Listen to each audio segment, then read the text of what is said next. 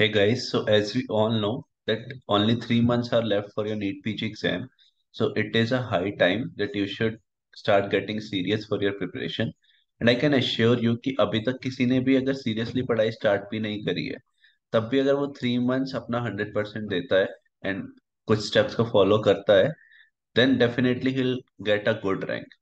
That I can assure you. Because 3 months are enough to like have a grasp on that 19 subjects and get a good marks and good rank. Okay.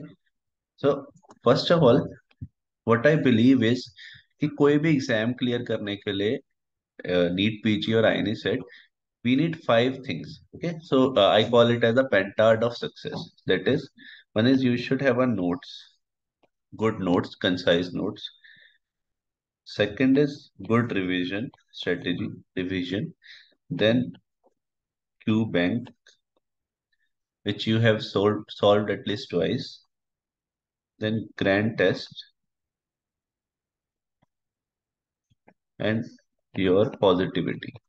Okay, that you should stay positive, that you are going in a right direction. Okay, this is a pentad of success according to me.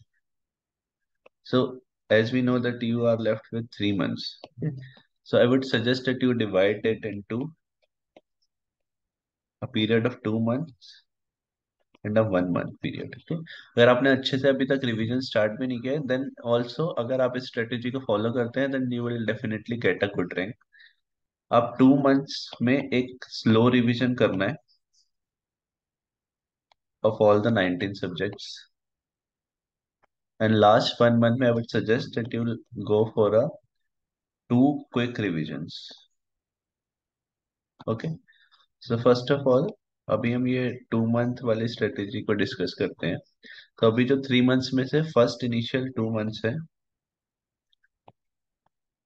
You have 19 subjects. Okay,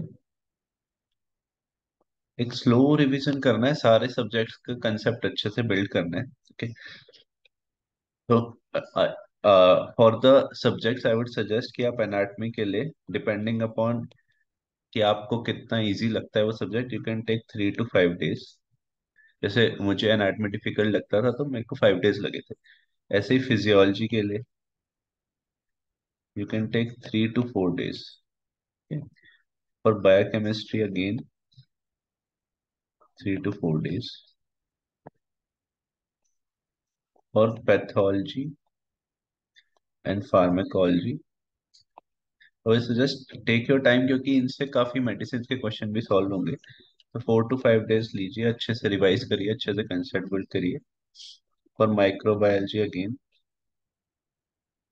will say 3 to 4 days. For forensic medicine and toxicology, take 1 to 2 days. For ophthalmology, take 1 to 2 days. Again for ENT, 1 to 2 days. For PSM, take 4 to 5 days again, because PSM is a very scoring subject.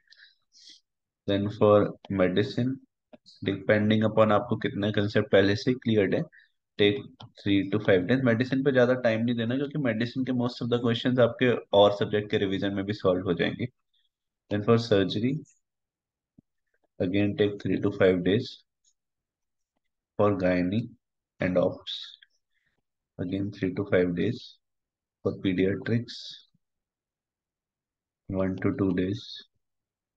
And for short subjects like anesthesia, radio, dermatology, and psychiatry, again 1 to 2 days, depending upon आपको कौन सा subject easier लग रहा है, कौन सा difficult लग रहा है. Clear. Also in this phase of 2 months, initial 2 months, revision के साथ साथ what you have to do is कि एवरी 10th डे आपको जीटी देना है.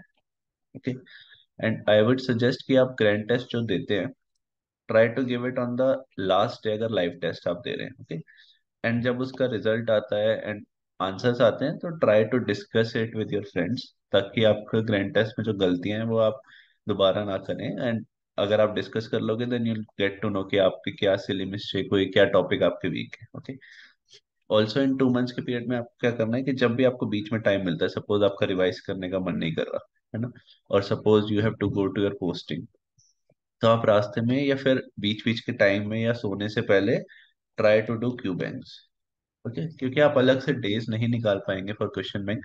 But suppose you are revising anatomy, ठीक, तो जो वो 3 to 5 डेज का पीरियड है आपका एनाटमी रिवाइज करने का, उसके बीच में जब भी आपको ऐसा लगता है कि अभी रिवाइज करने का मन नहीं है या कहीं जाना पड़ रहा है, तो आप रास्ते में उसके क्यू बैंक सॉल्व कर लीजिए, है ना।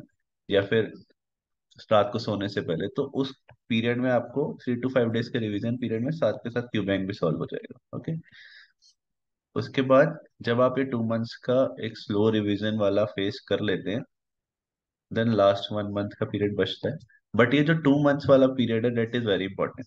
इसमें आपके सारे कंसेप्ट क्लियर हो जाएंगे, इसमें आपका majority of Q banks जीटीज cover हो जाएंगे। तो this phase I suggest is more important, और इसमें आपकी रैंक डिसाइड हो जाएगी। तो इस फेज में आपके लास्ट जीटी तक आते आते स्टार्ट गेटिंग गुड मार्क्स।